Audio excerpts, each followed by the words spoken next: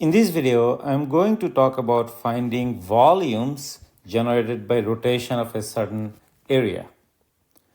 In particular, we'll talk about the method of cylindrical shells. So let's look at this example. So we have a function f of x, which is given here, and we have the area between points A and B.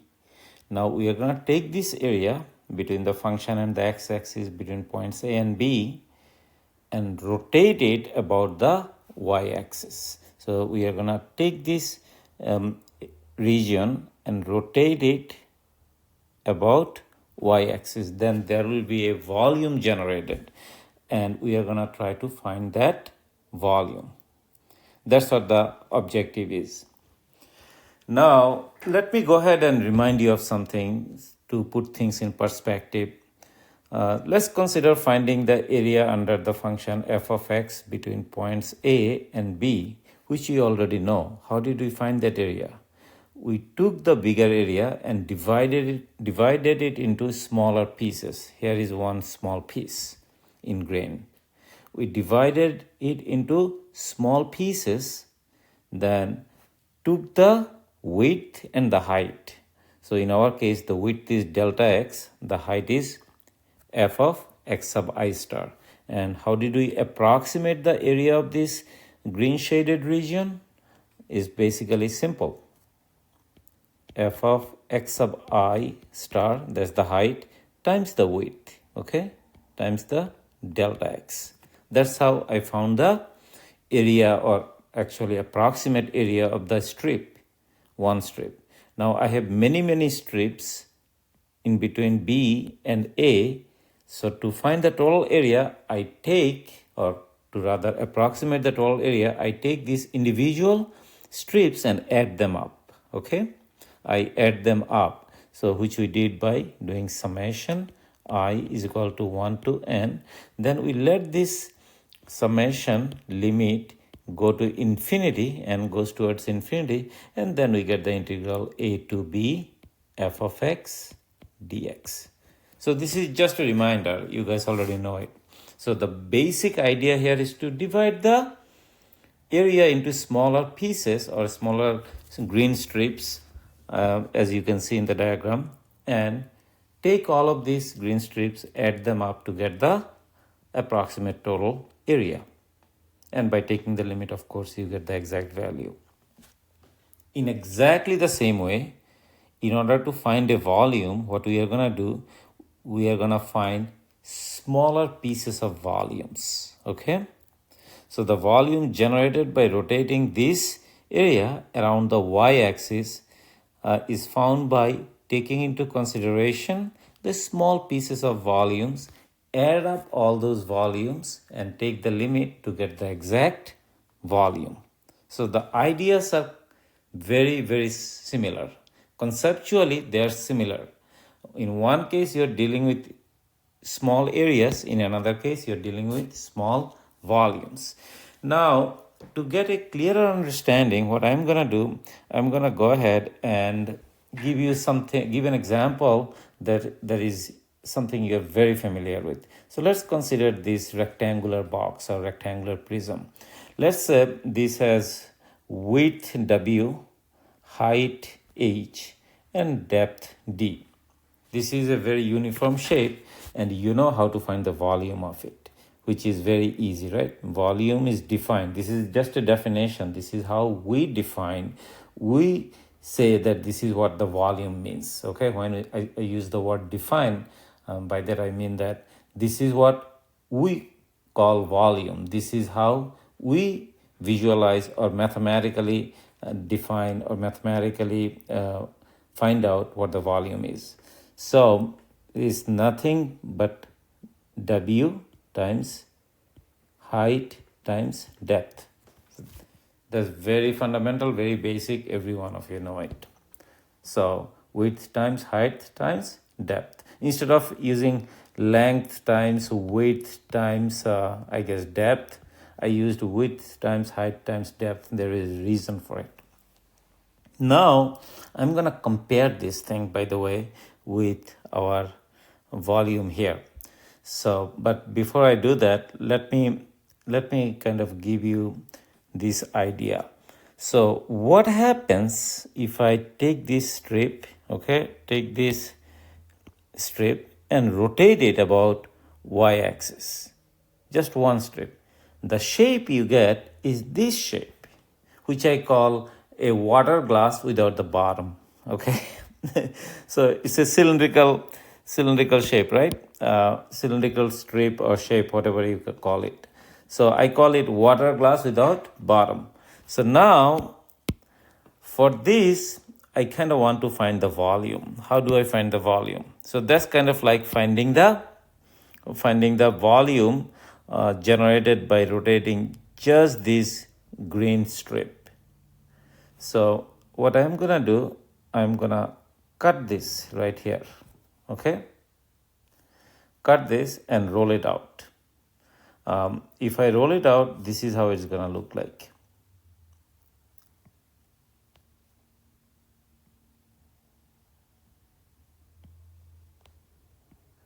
It's not an exact thing, right? I'm just sketching it. So this is how it's gonna look like.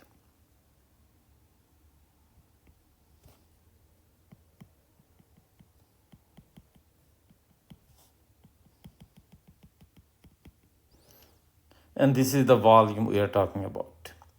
All right. Now, if you want to see it kind of the way it is here, I could draw another one, something like this.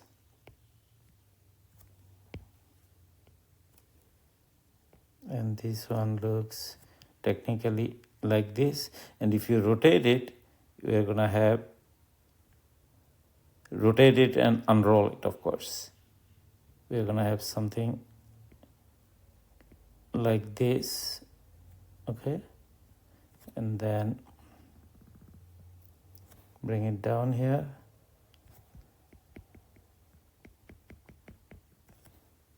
Both are the same, by the way. This one is flattened and this one is kind of standing up. Now, to find the volume of this solid shape generated by rotating this strip is pretty straightforward. This is something you know, delta x. So that's why I put, let's say, this rectangular box, you know how to visualize it, easy, delta x. Now this height is gonna be this height, h, okay? And that height, by the way, is gonna be nothing but f of x sub I star. That's what it is. So that's gonna be f of x sub I star. Now the depth is the interesting part. So this d, depth, what is it? Now that is gonna be your depth, or in this case, this is gonna be the depth if you cut the glass and roll it out. So you could also think of it as a metal sheet, okay, and you cut it in one place, you roll it out, it has certain small thickness, right, which is the delta x. So now this, by the way, this unrolled portion or this portion is nothing but what you have gotten by going around the circle. So you're moving it this way, right? So it's gonna be something like a circle like this. If you roll out a circle, you get the circumference, right? All the way, make one full rotation. This is nothing but 2 pi times the radius of the circle, which is r. So this is exactly gonna be 2 pi times radius r. Now, what is the radius r? That is kind of the interesting question that we are asking. So radius is gonna be, if you want to precisely do it, you would probably have to take into consideration this left boundary and the right boundary of this delta x, which is going to be x sub I minus x sub I minus 1. Okay, so and you have to kind of add them, not subtract really, add and divide by 2. But I'm not going to go into that complication. I'm just gonna assume that, oh, okay, my radius is gonna be somewhere in between this point and this point within the delta x. Now, the way we approximated, we got x sub I star is by taking some random point in between these two within the delta x range.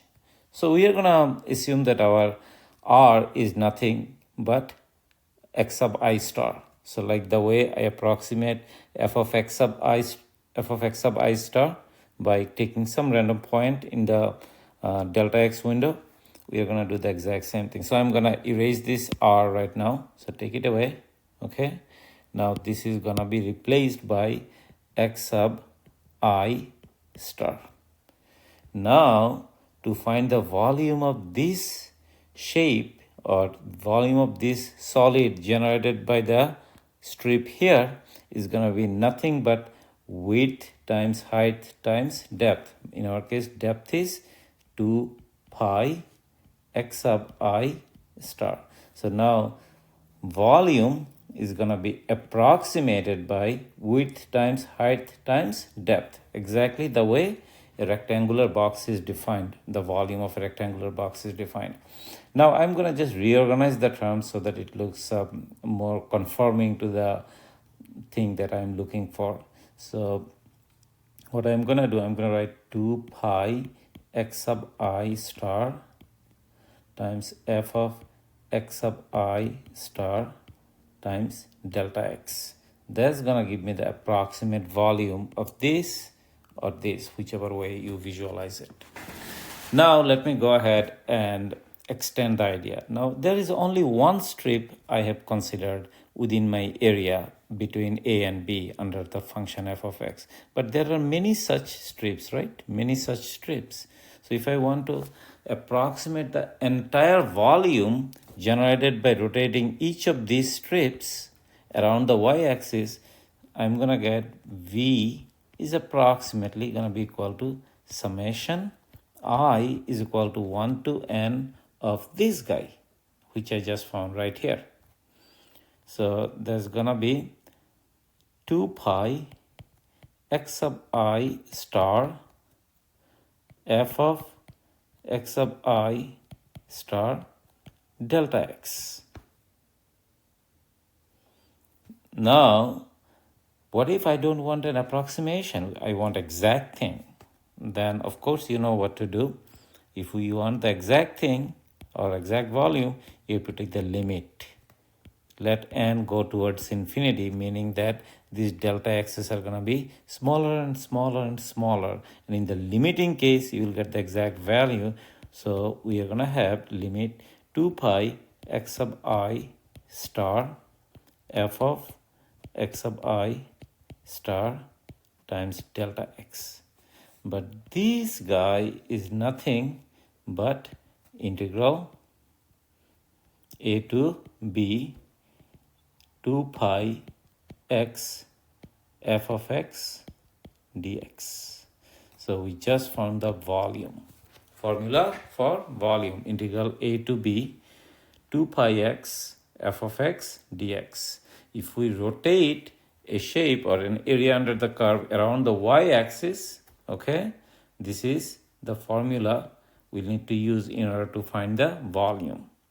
Now, one quick observation, our A, we kind of look at A right here. We kind of put it at this point. How far to the left A can go? A should be going to 0 at most, not beyond that. If you go, let your A go somewhere here, then we run into a problem, okay? So you're rotating something that pushes behind. But we can avoid that issue by just shifting it, right? If you want to do any kind of shifting. So we restrict our A, the lowest value of A to 0. So it's going to be 0 is less than equal to A is less than B. Now this is the formula for, by the way, finding the volume generated by a region or area around the y-axis. What if we want to rotate it around the x-axis? The conceptually is the same. So you're going to have V integral a to b. Now instead of x is going to be y, 2 pi y f of y dy. Okay, in this case y ranges from a to b. So that's kind of like the theory behind how to find volume by using the cylindrical shells method. Now, let me give you an example to put things in perspective. Let's say we want to find the volume generated by f of x is equal to x squared minus x cubed, which is this guy. That's my f of x. Volume generated by rotating this area under the curve, which would be this guy, right? This region, about the y-axis. So I'm going to rotate it about the y-axis. The volume that's going to be generated, I would like to find that volume. So we know the volume formula now, which is integral a to b 2 pi times x f of x dx, since we are rotating around the y-axis. Now my x goes from 0 to 1 because the x intercepts for this function x squared minus x cubed is at 0 and 1. So my integral is going to be volume is equal to integral 0 to 1 2 pi times x. Now remember, my f of x has to be replaced by the x squared minus x cubed. So x squared minus x cubed dx. And volume is going to be, I'm going to take the 2 pi outside, integral 0 to 1 x. If I distribute this x, I'm going to get x cubed minus x to the power 4 dx. Or volume is going to be 2 pi times integral of x cubed is x to the power 4 over 4 minus x to the power 5 over 5, evaluated from 0 to 1. But when x equal to 0, this term vanishes, so I don't need to worry about the subtraction part. So that's going to give me v is equal to 2 pi times x is 1 over 4 minus 1 to the power 4 is 1, right? 1 to the power 5 is 1 over 5 and minus 0, so I don't worry about that. So that's going to give me my volume. Finally, my volume is equal to 2 pi times 1 over 20, which is the same as volume is equal to pi over 10. So this is a very simple example of finding volume by rotating about the y-axis. Now this function, by the way, can be replaced by any function, and the concept is the same. So this can be replaced by maybe 1 over x or x squared or any function you can think of. That's pretty much the idea. So once you understand how to do one problem, you should be able to do pretty much any problem in terms of rotating a function, area under a function, rotating it around y-axis or x-axis. But the main thing is to ensure that you understand the logic behind it, how it works. So how I derived things around here, okay? How I divided it into small strip and then rotated the small strip around the y-axis and then unrolled it and found the volume by comparing it to the volume of a rectangular box. This is the fundamental definition. Once you know that, and you just take that definition and apply it to some unfamiliar shape, okay? So apply it to something that you're not so comfortable with probably. But after seeing these examples, you should be fine. So finally, we get the integral, which is this. And if we rotate it, this is for rotating about y-axis. And if you rotate it about x-axis, then this is the formula. Actually, where is it? So not here. This is for y-axis, and there is somewhere for x-axis. That's for x-axis. Okay, so that's how you do it. I hope that this discussion was helpful. Thank you very much.